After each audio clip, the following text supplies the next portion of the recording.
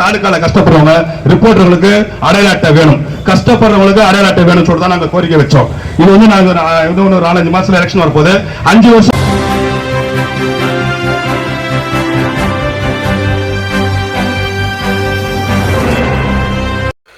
முக்கிய செய்திகள். அரசு செய்தித்துறையை கண்டித்து அனைத்து பத்திரிகையாளர் நல சங்கங்கள் மற்றும் யூடியூபர்கள் இணைந்து மாபெரும் கண்டன ஆர்ப்பாட்டம்.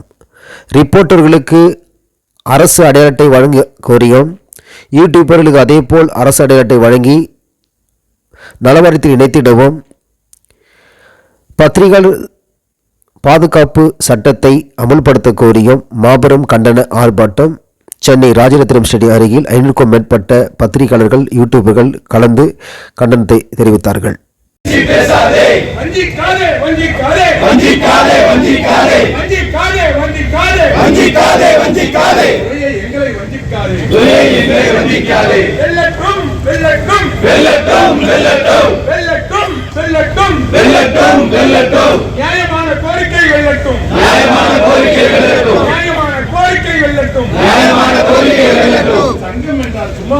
சங்கம் என்றால் சும்மாவா?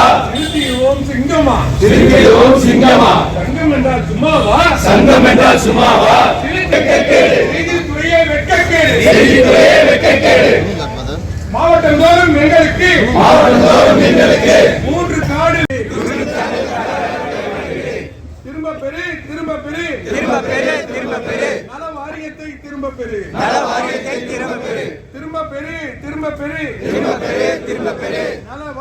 திரும்ப பெறு. சூடு சொரண கெட்டையே. செய்தித்துறை தேவையா? சூடு சொரணை கெட்ட செய்தித்துறை தேவையா? அமல்படுத்தி பத்திரிகையாளர் பாதுகாப்பு சட்டத்தை அமல்படுத்தி அமைத்திடு. நல ஆணையம் அமைத்திடு. ஏமாற்றாதே. பத்திரிகையாளர்களை ஏமாற்றாதே. பார்வையாளர்களை ஏமாற்றாதே. எதற்கு பத்திரிகை நலவாரியம் எதற்கு?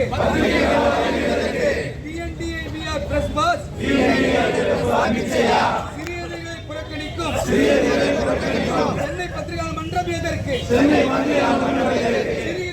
பொதுவாக ஒரு வாரத்திற்கு முன்பு பத்திரிகையாளர்கள் சங்க தலைவர்கள் எல்லாம் ஒன்றிணைந்து ஒரு ஆர்ப்பாட்டத்தை நடத்த வேண்டும். 2 ஆண்டு காலமாக அரசு அடையாள அட்டை கொடுக்க மறுக்கிறது. சிறு பத்திரிகையாளர்கள், முழுநேர பத்திரிகையாளர்கள் எல்லாம் இந்த அங்கீகார அடையாள அட்டை பெற முடியவில்லை. பெரும் முதலாளிகள் தான் அரசு அட்டையை பெற்றுக் கொண்டிருக்கிறார்கள். இந்த 2 ஆண்டு காலமாக இது நடந்து கொண்டிருக்கிறது. இந்த நிகழ்ச்சியை நடத்த வேண்டும் என்று மரியாதைக்குரிய அண்ணன் கண்ணோட்ட சண்முகம் அவர்கள், வேல்முருகன் அவர்கள், அப்புறம் சுபாஷ் அவர்கள் எல்லாம் சேர்ந்து தான் ஒரு கூட்டமா போட்டு வழங்கப்பட்டது. எல்லா பத்திரிகையாளர்களுக்கும் அடையாள அட்டை கொடுக்கணும், சிறு பத்திரிகையாளர்களுக்கு எல்லாம் கொடுத்தாங்க. ஆனா இன்னைக்கு என்ன செய்த அரசு அப்படின்னா, அரசு கிடையாது, அரசு அதிகாரிகள். இந்த அரசு அதிகாரி என்ன செஞ்சிட்டாங்க, இந்த 2 ஆண்டுகளுக்கு முன்பு ஒரு குழு ஒன்று அமைச்சு கமிட்டி உறுப்பினர்கள் நியமிக்கணும்னு கமிட்டி உறுப்பினர்கள் நியமிச்சாங்க. இந்த கமிட்டி உறுப்பினர்கள் ஆண்டாண்டு காலமா, இந்த 15-20 ஆண்டு காலமா நான் பாக்குறேன், கமிட்டியில ஒரு சங்க உறுப்பினர்களை யாரையாவது ஒருத்தவங்க கமிட்டியில 2 சங்க தலைவர்கள் தேர்ந்தெடுத்து போடுறது வளம் வாங்குற பெரும் ஊடகங்கள் அவர்களுக்கு தேவையான 4 பேரை கமிட்டியில உட்கார வச்சு அவன் என்ன செய்யறான், அந்த 4 பேர் உள்ள உட்கார்ந்துட்டு இந்த சிறு பத்திரிகையாளர் எவனும் இருக்க கூடாது, எனக்கு சரிசமமானவனும் இவனும் இல்ல, யாரு நம்மளாம் இல்லையா, நமக்கு ஈக்குவல் ஆனவர்கள் சிறு பத்திரிகையாளர்கள் இல்லை அப்படின்னு சொல்லக்கூடிய ஒரு மனநிலையில இந்த பெரும் ஊடகத்தில் பணியாற்றுகிற ஒரு 4 பேர் கமிட்டியில உட்கார்ந்துருக்கான். அவன் பண்ற வேலை தான் இன்னைக்கு ஒட்டுமொத்த பத்திரிகையாளர்களுக்கும் அடையாளத்தை வழங்கல. ஆனா இது அரசு என்ன சொல்றது, அரசு கேட்டா ஏங்க கமிட்டி முடிவு எடுக்குதுங்க, கமிட்டி முடிவு தாங்க நான் கேட்போம். இதுதான் நடந்துகிட்டு இருக்கு. அப்ப இந்த சிறு பத்திரிகையாளர்கள் முழு நேரமும் தன்னை அர்ப்பணிச்சு முழு நேரமும் செய்திகளை சேகரித்து மக்களுக்கு கொண்டு போய் சேர்க்கக்கூடியது சிறு பத்திரிகையாளர்கள் தான் அதிகமா. ஆனா அந்த முதலாளி தத்துவத்தில் இருக்கிற பெரிய பத்திரிகையாளர்கள், பெரிய ஊடகங்கள் இந்த சிறு பத்திரிகையாளர்களை வளர விடாம தடுக்கக்கூடிய ஒரு நிலையை ஏற்படுத்தி இருக்கிறது இந்த கமிட்டிங்கிற பேர்ல இந்த அரசு அதிகாரிகிட்ட கேட்கிறோம். சார் இந்த மாதிரி அடையாள அட்டை சிறு பத்திரிகையாளர்கள் முழு நேரம் 1000 பத்திரிகை அடிக்கிறான். மற்ற மாநிலங்கள் எல்லாம் போய் பாருங்க, எல்லா மாநிலம் 500 பத்திரிகை அடிச்சா கூட அவனுக்கு அரசு அடையாள அட்டை வழங்கப்படுறாங்க. எல்லா மாநிலத்திலும் ஊப்பில எல்லா மாவட்டத்திலும் கொடுக்குறாங்க, கேரளா, கர்நாடகா, ஆந்திராவையும் கொடுக்குறான். ஆனா தமிழ்நாட்டில் மட்டும் இது ஏன் மறுக்கப்படுகிறதுனா இங்க ஒரு ஏற்றத்தாழ்வு இருக்கு, பத்திரிகையாளர்கள் ஒரு ஏற்றத்தாழ்வு. இது மோசமான நிலை இது அரசு கண்காணிக்கணும். நாங்க பல போராட்டங்கள் பல முறை நடத்திட்டு இருக்கிறோம். நாங்க தொடர்ந்து இந்த போராட்டங்களை வலியுறுத்திட்டு தான் இருக்கிறோம். இன்ன வரைக்கும் அரசுக்கு தெரியாத மாதிரி எதிர்கட்சி தலைவர்கள் அழைச்சி ஒரு கூட்டம் போட்டு நாங்க பேச வச்சிருக்கோம். அவங்களும் கண்டனத்தை பதிவு பண்றாங்க. ஆனால் எந்த ஒரு கண்டனத்துக்கும் அவர்கள் செவி சாய்க்கவில்லை. கேட்டா அவங்க சொல்றாங்க, நாங்க செய்தித்துறையில பெரிய பெரிய பொறுப்புல இருக்கிறோம், திமுக அரசு எங்களுக்கு ஒண்ணும் பண்ண முடியாது, எங்களுக்கு பொறுப்பு போட்டதே மேலிடம் எங்க பிஜேபி.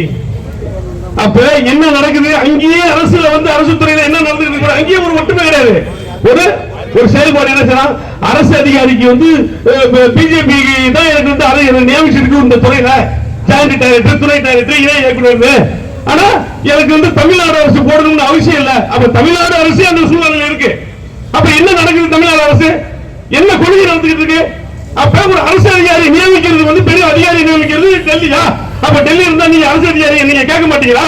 அப்ப எங்களுடைய சிறுப என்னன்னா ஒட்டுமொத்த மக்களுக்காகவும் இந்த அரசு அப்படிங்கிறீங்க. ஒட்டுமொத்த மக்களுக்காகவும் இந்த அரசு இருந்தா நாங்க ஒரு பத்திரிகை ரோட்ல போராடணும். எதுக்கு நாங்க ரோட்ல போடுறதும் சரி, கலைஞர் ஆட்சியிலும் சரி, எடப்பாடி ஆட்சியிலும் சரி, சிறப்பான சலுகைகள் பத்திரிகையாளர்களுக்கு இந்த ஊதிய உயர்வு மற்ற எல்லாம் நடந்துட்டு தான் இருந்தது. ஆனால் நம்மளுடைய ஸ்டாலின் அரசு வந்த பிறகு இது அவர் அந்த கேட்கவில்லையா, அவர் காதுக்கு யாரும் சொல்லவில்லையா என்பது தெரியவில்லை. இந்த பதிவு இந்த போராட்டம் தமிழக முதல்வர்களுக்கு செவிக்கு நிச்சயமாக கிடைக்க வேண்டும் என்று ஏற்றுக்கொண்டு எனக்கு வாய்ப்பளித்த உங்கள் அனைவருக்கு நன்றி தெரிவித்துக் கொள்கிறேன்.